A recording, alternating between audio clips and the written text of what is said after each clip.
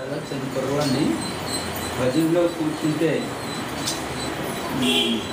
గణపతి ప్రార్థన అయిన తర్వాత ఆయన ఒకటి ఇలా ఇలా కూర్చున్నవారు ఇలా మామూలుగా కూర్చున్న ఆయన ఇలా ఇంకా ఇంకా అలా ప్రతి చరణానికి పైకి లేకపోవడమే రజిత గిరి ఇసా బవి మనో హరి కృప గరి ఇలా అంటుంటే అంటున్నవారు అక్కడ మా నాన్నగారు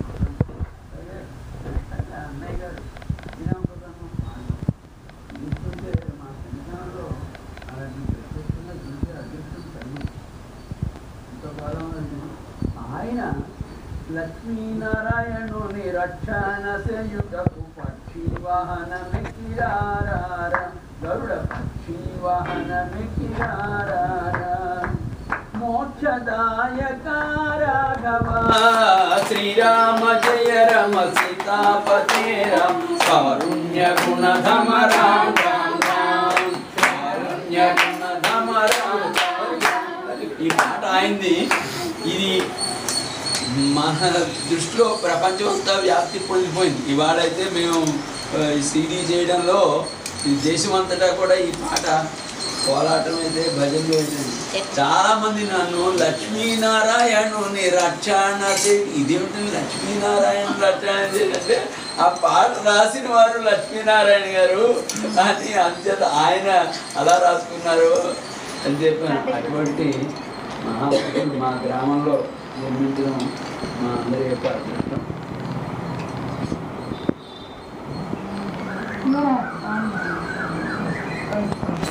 తర్వాత మాస్టర్ మీ అనుభవం చెప్పారు.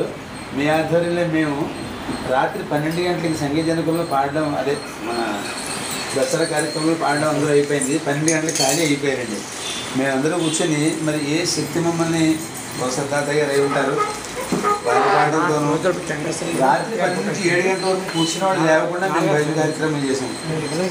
నాన్నగారు సాక్షి అనమాట. వారు ఉన్నారు, వారు పద్యం పాడుతుంటే మేము అదే రాగంలో మేము ఒక భజన అలా 7 గంటలు పొద్దున్న ఇలా లేస్తే కాళ్ళు మళ్ళీ మట్టలు పడిపోతున్నాయి అనమాట.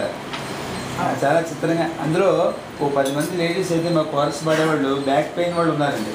వాళ్ళు ఎవరు సపోర్ట్ లేకుండా కూర్చున్నారు స్టేజ్ మీద. అది పెద్ద విషయం. పొద్దున్న అన్నారు అసలు ఏ నొప్పి లేదండి అని. నాకు చాలా విచిత్రం, చాలా మంచి అనుభవం అనమాట మా అందరికి కూడా.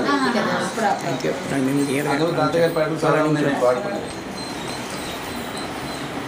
అయితే మనం నెక్స్ట్ భోజన కార్యక్రమం ఈ జమ్మికన్నారు కొన్ని అక్కడ ఖాళీ ఉంటుంది, ఉంటే అక్కడ వెళ్ళి కూర్చున్నాం. ఇక్కడ వంటలకి ఏర్పాటు చేస్తే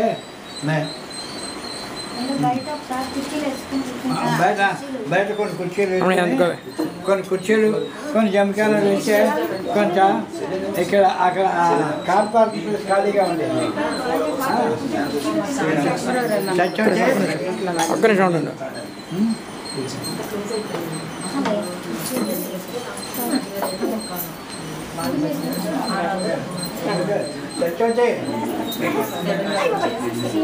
బాత్రూమ్